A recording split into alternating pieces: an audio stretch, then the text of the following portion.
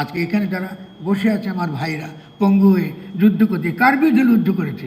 আসলে শেখ হাসিনা তো আসলে তো ছিল ভারতেরই একটা দালাল স্থানীয়, যে দিল্লি বাংলাদেশকে আজকে হোক কালকে হোক এই শেখ হাসিনাকে পুনর্বাসিত করবার পরিকল্পনা নিয়েই এদেরকে দিল্লিতে ভারতে জায়গা দিয়েছে।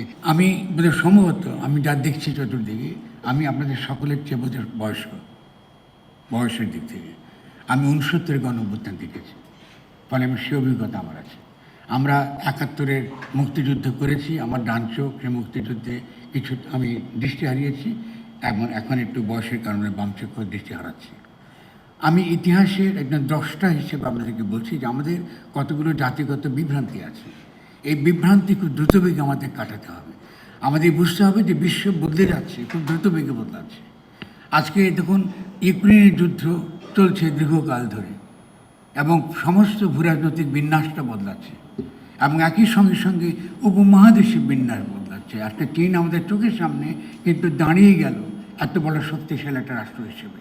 এই চীন কিন্তু 1976 সালে তাদের যেই অর্থনৈতিক অবস্থা আর আমাদের যে অর্থনৈতিক অবস্থা, এটা কিন্তু একই অবস্থা আছে। তাহলে চীন পারল, আমরা কেন পারছি না? কোথায় সমস্যা আমাদের?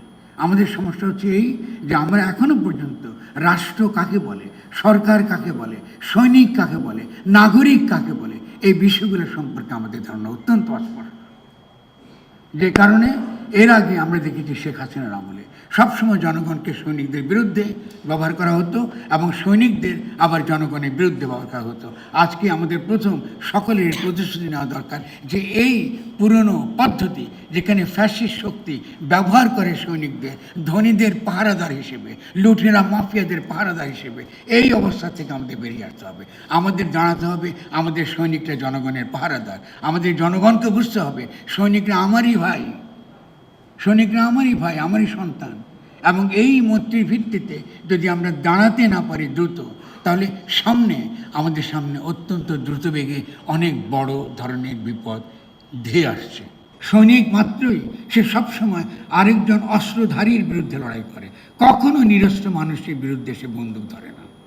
কিন্তু আমরা আমাদের সংস্কৃতির মধ্যে এটা ঢুকিয়েছি। ফলে আজকে স্বরাষ্ট্র মন্ত্রণালয়ের আমাদের মাননীয় উপদেষ্টা তিনি হাজির আছেন।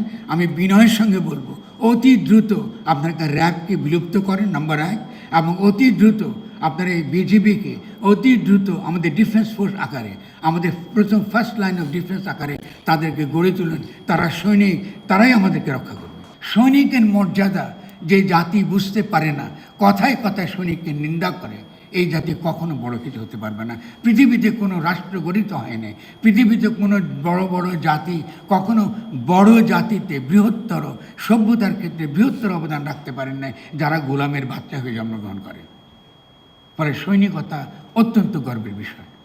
এবং সৈনিকতা যদি গর্বের বিষয় হয়, আজকে আমরা দুই ধরনের সৈনিক, আসলে একই ধরনের সৈনিকরা একসঙ্গে বসেছি। এখানে হাসনাতরা রয়েছে, তারাও সৈনিক। আজকে এখানে যারা বসে আছে আমার ভাইরা পঙ্গু হয়ে যুদ্ধ করছে, কার বিরুদ্ধে যুদ্ধ করেছে? আসলে শেখ হাসিনা তো আসলে তো ছিল ভারতেরই একটা দালাল স্থানীয়। এটা তো একটা যুদ্ধ চলেছিল বাংলাদেশের জনগণের বিরুদ্ধে 15টা বছর। আমরা সেই যুদ্ধ সহ্য করেছি। আমরা যখন জয়ী হয়েছি, তারা এখন আছে ভারতে, সমস্ত খুনিরা এখন আছে ভারতে।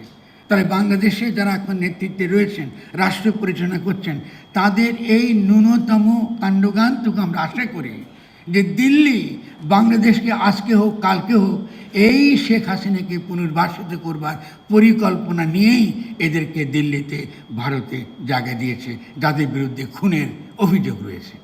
এটা জানার পরে আমরা আমাদের সৈনিকদেরকে কেন তৈরি করছি না? এটা জানার পরে আমরা ইতিমধ্যেই কেন প্রস্তুতি নিচ্ছি না? অনেক আগে তো প্রস্তুতি নেওয়ার দরকার ছিল। অবশ্যই আমাদের দ্রুতবেগে বাধ্যতামূলক সামরিক শিক্ষা দরকার।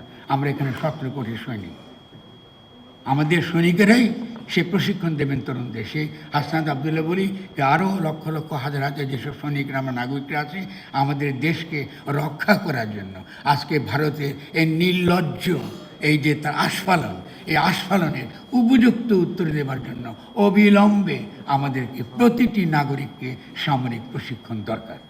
আমাদেরকে দেশকে রক্ষা করতে হবে। আমরা খুবই বিপদের মধ্যে রয়েছি। এবং যদি আমরা এই বিপদের কথা আমরা যারা একটু চিন্তা করতে পারি, আমরা দেখেছি ইতিহাসকে, যদি আপনারা আমাদের এই কথাগুলো একটু মনে নেন, আপনারা বুঝবেন যে এটা আমাদের জন্য অত্যন্ত